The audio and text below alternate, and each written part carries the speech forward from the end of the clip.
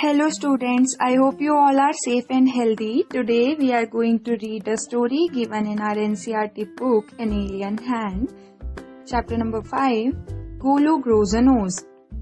Long, long ago, the elephant had no trunk. He had only a bulgy nose, as big as a boot. He could wiggle it from side to side but couldn't pick up things with it. तो first stanza में हमें क्या बताया है कि पहले क्या होता था कि जो एलिफेंट था उसकी ट्रंक नहीं होती थी, उसके पास एक स्मॉल बल्जी नोज होती थी. बल्जी का मीनिंग क्या होता है? कर्वी और स्वोलन, जो कि एक शूट जितनी बड़ी होती थी.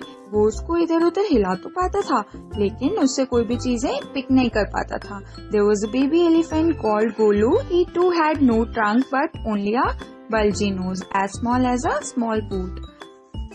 Golu was full of questions. He asked his tall aunt, the ostrich, "Why don't you ever fly like other birds?" Then he asked his tall uncle, the giraffe, "What makes your skin so spotty?" He asked his huge uncle, the hippopotamus, "Why are your eyes always so red?" He asked his hairy uncle, the baboon, "Why do melons taste like melons?" The ostrich, the giraffe, the hippopotamus and the baboon had no answers to Golu's questions.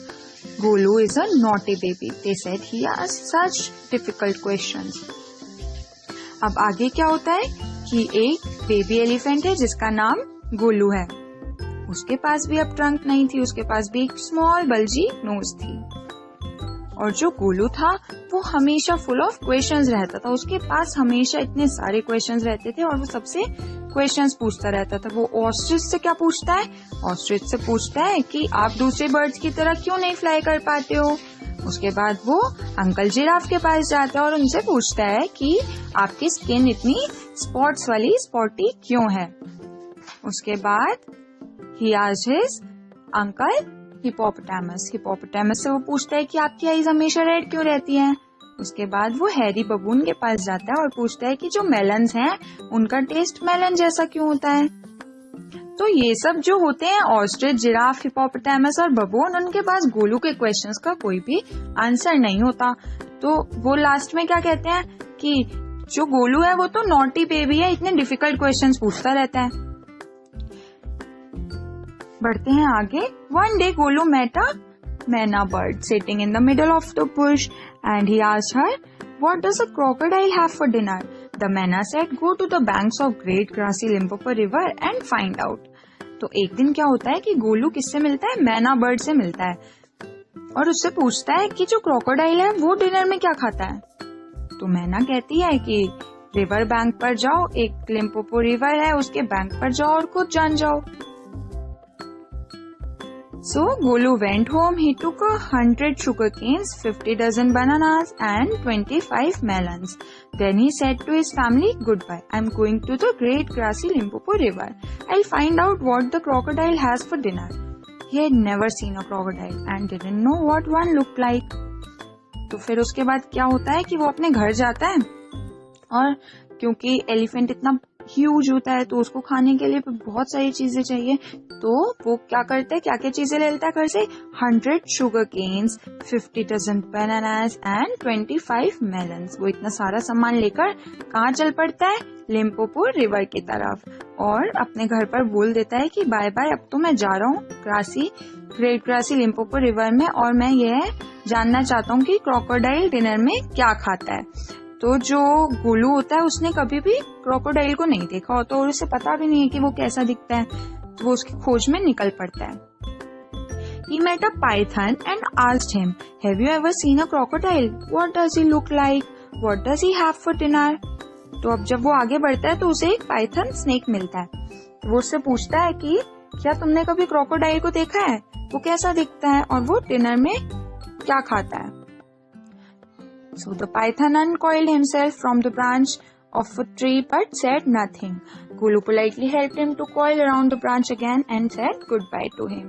तो जो Python होता है वो आपने देखा होगा, जो snacks होते हैं वो हमेशा अपने आप को कॉइल करके रहते हैं. जो उनकी लॉन्ग टेल होती है वो कॉइल्ड होती है. तो वो अपनी जो टेल होती है उसको अनकॉइल करता है, मीन स्ट्रेट करता है, लेकिन कुछ भी नहीं कहता गोलू से। तो गोलू पोलाइटली उसकी हेल्प करते हुए उसको अगेन ब्रांच पर कॉइल होने में और उसको बाय बाय करके चल देता है आगे। Golu moved on eating sugar canes, bananas and melons. After a few days, he reached the very edge of the great grassy Limpopo river. On the bank of the river, he saw a log of wood. अब गोलू उसकी help करके आगे चल देता है और अपना जितना भी सारा सामान होता है उसको खा लेता है। और कुछ दिन बाद वो लिम्पोपो रिवर तक पहुंच जाता है और उसे वहां पर क्या दिखता है, एक wooden log. It was really the crocodile who blinked at him. Excuse me, said Golu. Have you ever seen a crocodile? अब वहाँ पर क्या होता है, एक सच का crocodile होता है और गोलू उससे पूछता है, एक्सक्यूज मी, आपने कभी crocodile को देखा है? तो crocodile उसको दोबारा देखता है और उसको बोलता है, Come here little one. Why do you ask such questions? इधर आओ, तुम ऐसे सवाल क्यों पूछते हो? I want to know. Golu बोलता है, मैं जानना चाहता हूँ। Come close little one, for I am the crocodile. And he shed crocodile tears to show it was quite true. तो अब क्रोकोडाइल गोलू को कहता है कि हाँ इधर आओ, मैं ही क्रोकोडाइल हूँ। यहाँ पर एक क्रोकोडाइल टीयर्स इडियम भी यूज हुआ है। ये एक इडियम भी है जो झूठ मूठ के आंसू के लिए यूज होता है, जो कि जेन्युइन इमोशंस नहीं होते, किसी को भी ऐसे ही सिर्फ शो करने के लिए होते हैं। गोलू वॉज अफ्रेड, तो जब उसे पता लगता है कि यही क्रोकोडाइल है तो वो अफ्रेड हो जाता है, थोड़ा सा डर जाता है। But he sat down on the bank and said, you are the very person I was looking for, please tell me what you have for dinner. तो वो उसको बताता है कि हाँ आप वही हो जिसको मैं ढूंढ रहा था, आप बताओ कि आप डिनर में क्या खाते हो। फिर क्रोकोडाइल क्या कहता है, come here little one and I will whisper the answer to you. थोड़ा पास आओ और मैं तुम्हें कान में आंसर बताऊंगा। ऐसा कौन कहता है, crocodile. Golu put his head down close to the crocodile's snout and the crocodile caught him by the nose. अब क्या करता है, गोलू उसकी बात मान लेता है और थोड़ा सा उसके पास चला जाता है। बट क्रोकोडाइल तो क्या करता है कि वो उसको नोज से पकड़ लेता है। I think, said the crocodile, today a baby elephant will be my dinner. और क्रोकोडाइल क्या बोलता है कि मुझे ऐसा लगता है कि आज का डिनर तो मेरा बेबी एलिफेंट है। Let me go, you are hurting me, Mr. Crocodile, screamed Golu. अब वो उसको पकड़ लेता है, तो क्रोकोडाइल जब गोलू को पकड़ लेता है और उसको ऐसा बोलता है कि मुझे आज ऐसा लगता है कि मेरा आज का डिनर तो एक छोटा एलिफेंट है, तो अब वो समझ जाता है और वो बोलता है कि अब मुझे छोड़ दो, अब मुझे जाने दो, तुम मुझे अब हर्ट कर रहे हो। The python, who had been quietly following Golu, came to the bank and said, if you do not pull as hard as you can, the crocodile will drag you into the stream. तो जो Python होता है, जो उसको रास्ते में मिला होता है, तब तो उसने उससे कुछ नहीं कहा होता गोलू से, लेकिन वो उसको क्वाइटली चुपचाप वो गोलू को फॉलो कर रहा होता है। तो क्या होता है, वो भी गोलू के साथ साथ गोलू के पीछे पीछे कहाँ पहुंच जाते हैं, रिवर बैंक पर पहुंच जाते हैं और वो ये सब देख रहा होता है कि अब तो क्रोकोडाइल ने गोलू को पकड़ लिया। तो अब वो क्या बोलता है पाइथन गोलू को कि अब तुम यदि तुम पुल नहीं करोगे, अपने आप को पीछे की तरफ नहीं खींचोगे, तो जो क्रोकोडाइल है वो तुम्हें ड्रैग करके पानी में ले जाएगा। Golu sat back on his little haunches and pulled. The crocodile slipped into the water, making it all creamy with great sweeps of his tail, and he also pulled and pulled. अब क्या होता है, दोनों तरफ से चल रहा होता है कि क्रोकोडाइल तो उसको नोज से पकड़ के खींचता है एलिफेंट को, गोलू को, और लेकिन गोलू जो है वो भी अपने आप को पीछे की तरफ खींचने की कोशिश कर रहा होता है बचने के लिए। Then the python coiled himself around Golu's stomach and said, let's pull harder. Golu dug in all his 4 legs in the mud and pulled. The nose kept on stretching. At each pull, the nose grew longer and longer, and it hurt Golu. The nose was now 5 feet long, but it was free at last. अब क्या होता है कि Python भी उसकी help करता है, वो अपने आप को कॉइल कर लेता है गोलू के स्टमक के अराउंड और उसको बोलता है कि चलो अब हम दोनों एक साथ पुल करते हैं।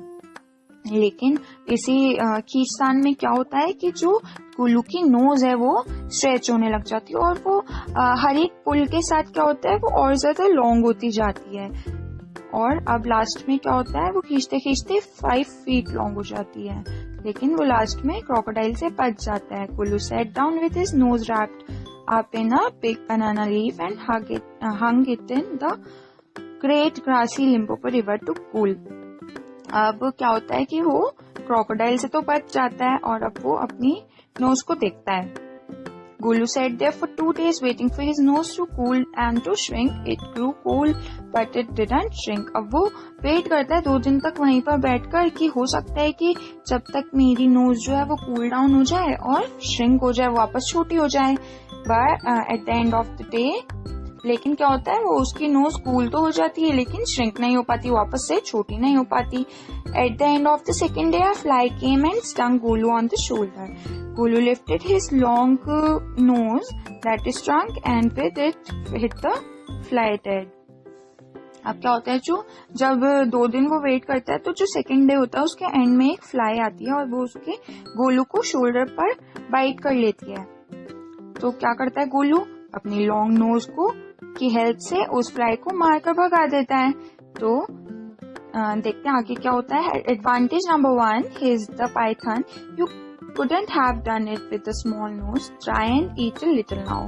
तो अब जो पाइथन होता है वो भी गोलू के साथ में ही होता है और वो उसको क्या बोलता है, हिस्ड का मतलब क्या होता है, ये साउंड, ये स्नेक की साउंड के लिए यूज किया जाता है। तो जो पाइथन है वो बोलता है कि अब तुम्हारी जो लॉन्ग नोज है, जो कि ट्रंक है, उसकी क्या क्या एडवांटेज है। नंबर 1 तो यही है कि तुम ऐसे फ्लाई को नहीं मार पाते अपनी छोटी नोज की हेल्प से। अब कुछ खा लो। Golu put out his trunk and plucked a large bundle of grass. He dusted it against his four legs and stuffed it into his mouth. अब वो क्या करता है गोलू, कुछ खाने के लिए ग्रासेस जो है, लार्ज बंडल ऑफ ग्रास जो है, ग्रास को प्लक करता है और खा लेता है। तो अब पाइथन बोलता है एडवांटेज नंबर 2। ये एडवांटेज नंबर 2 थी। क्या फायदा आपकी लॉन्ग नोज का कि अब आप ग्रासेस भी खा सकती हो। Couldn't have done it with a small nose, तुम छोटी नोज की हेल्प से ऐसा नहीं कर पाते। Don't you think the sun is too hot now. फिर बोलते हैं देखो गर्मी कितनी बढ़ गई है। तो गोलू क्या करता है, Golu scooped up some mud from the bank and slapped it on his head. अब गोलू रिवर बैंक से थोड़ी सी मड उठाता है और अपने बैक पर रखता है, जो कि उसको कूल करती है। Advantage number 3, his the python. अब पाइथन बोलता है कि ये क्या थी, advantage number 3, you couldn't have done this it with the small nose, तुम ऐसा भी नहीं कर पाते अपनी स्मॉल नोज की हेल्प से।